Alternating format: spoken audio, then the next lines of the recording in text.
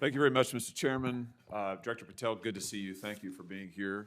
You're leading the FBI at a very critical time for that agency and also a critical time for our country. And I want to start by talking to you about the tide of violence that we have seen, ideological violence against people of faith, particularly Christians.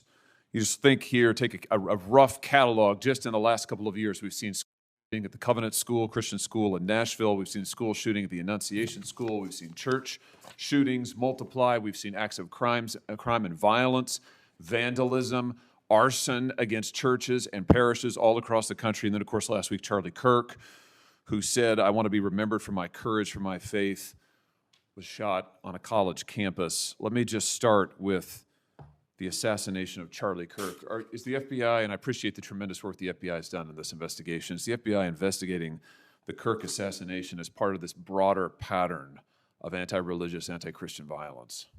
We are investigating Charlie's assassination fully and completely and running out every lead related to any allegation of broader violence, and we're producing results on that we'll disclose when appropriate. Good. I'm glad to hear that. Let me just ask you a few questions about that, if I could. Sure. Reports have suggested that the FBI is investigating a broader network of groups that may have had some knowledge of the shooter's plans. Can you give us any details on that, following up what you already said in public? How's the FBI working to find other potential accomplices, folks who may have known about the shooter's plans, folks who may have encouraged him? Any update on any of that? So in terms of what we do for an interrogation perspective, we go and reach out to the family and community immediately. And we've conducted those investigations and interrogations with local law enforcement, and we're continuing to do that because those closest to the suspect are going to hopefully know the most about the suspect and his beliefs and his ideology. On top of that, unfortunately, it has been leaked that there was a Discord chat, and for those unfamiliar with it, it's a gaming chat room online that the suspect participated in. So what we're doing, we've already done, is serve legal process, not just on Discord, so that the information we gathered is sustained and held in a evidentiary posture that we could use in prosecution should it be decided to do so. And we're also going to be investigating anyone and everyone involved in that Discord chat. Okay, very good. I see the public reports that the Discord thread had as many as 20 additional users. It sounds like you're trying to run down all of that to see if that's accurate, who else may have been on that thread, what they may have known. Is that fair to say? It's a lot more than that, and we're running them all down. It's a lot more than 20? Yes, sir. And you're running all of that to ground? Every single one. Yeah, fantastic. Let me just turn to the broader question here of anti-religious, anti-Christian violence. Let me just give you a few stats that I'm sure that you're all too familiar with. Every person of faith in America certainly is. Major report this past year found that there have been over 400 instances of hostility against churches in the United States in the year 2024. Those included arsons, bomb threats, shootings, and firearm incidents. Another organizational report found that there were 500 attacks on Catholic parishes alone. So that number, 415, that's all Christian churches in 2024. Another organization found 500 separate attacks on just Catholic parishes since May of 2020. Of course, we have the Covenant School shooting, the Annunciation School shooting in Minnesota, where 2 children were shot dead as they were praying in a pew. Here's my question. What is the FBI doing to take on this rising tide of violence that seems to be motivated by anti-religious hatred? Specifically, sir, we have 60 anti-Catholic hate crime incidences reported to us that are being investigated. Publicly, I can tell you we have 5 hate crime investigations with anti-Catholic bias ongoing currently in the states, in the cities of Kansas City, Louisville, Houston, Nashville, and Richmond.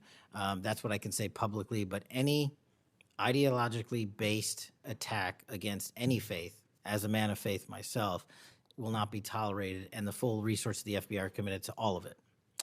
Are you investigating any domestic cells that instigate or encourage or fund or in any way support attacks on churches or other houses of worship? Senator, you raise an incredibly important point that most people don't look at. I've always said we follow the money, and whether it's terrorism or attacks based on ideology or attacks on institutions of faith or people of faith, someone's paying for it. and we are reverse tracing those steps. We are not stopping at the perpetrator themselves. We are reverse engineering to hold those accountable in our investigations to who funded them and knowingly funded them, and we will bring the appropriate steps against them with our partners at DOJ. Good. I'm glad to hear that. We look forward to hearing reports on that progress. Yeah. Sorry about that. Let me just ask you this in the same vein, Director. Since the Dobbs decision, the FBI has advertised $25,000 rewards for information on attacks on abortion clinics.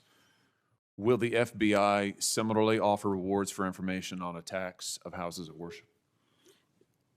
Yes, when it is appropriate. The rewards are any reward, whether it's an attack on a house of faith or on a homicide or whatever, is determined by a group within the FBI, but we will work with them to make sure that rewards of monetary value are put out for all ideologically based attacks. Good.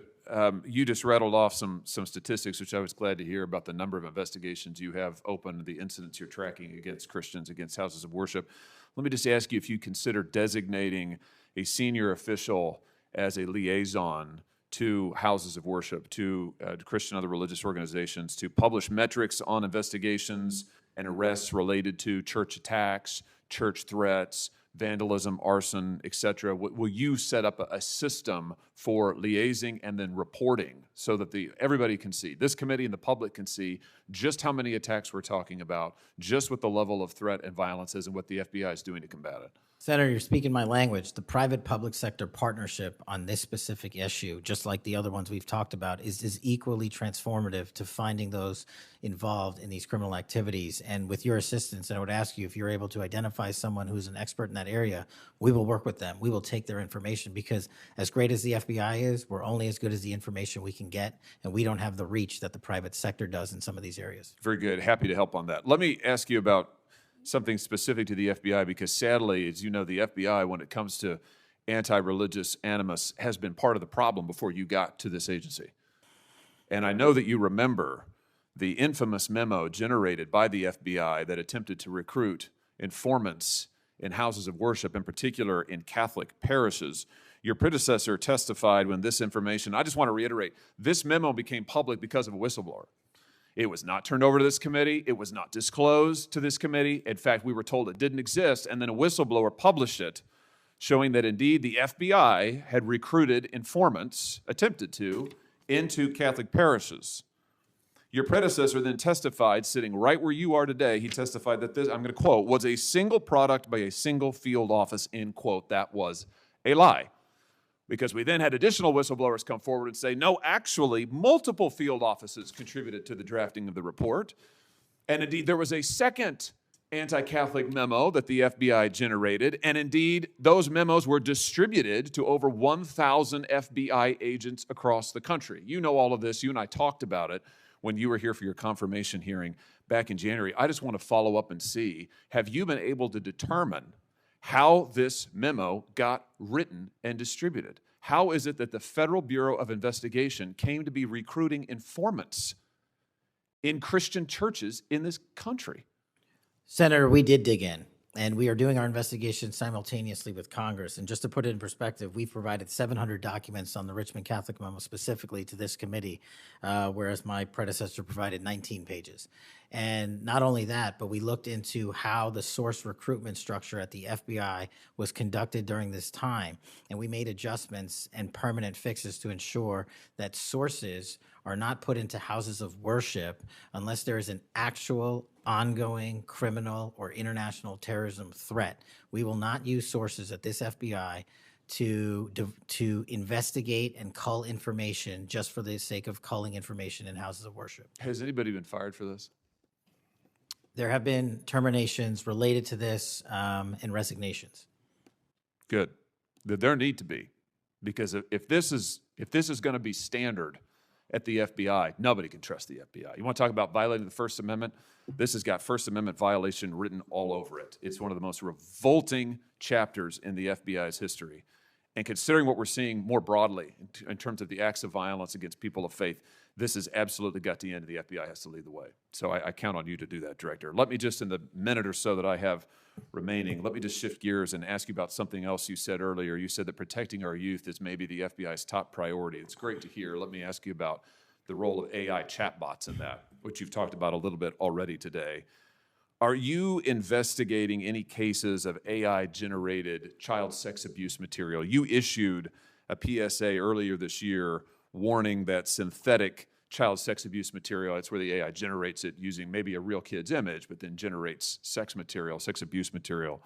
You warned that that was illegal under federal law. Is the FBI investigating any instances of this synthetic CSAM material generated by AI that you can speak to? We are investigating dozens of those matters because let me just say this.